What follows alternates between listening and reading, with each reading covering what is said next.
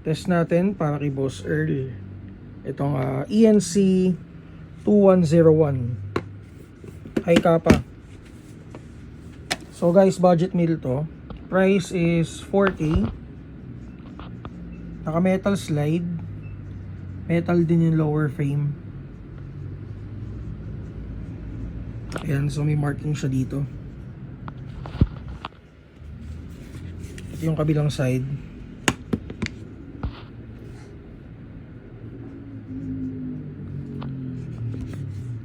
So threaded OB. Wala lang siyang under rail for attachment. So may hammer pad protection na rin. And then firing mode is semi-auto. Okay guys, test natin.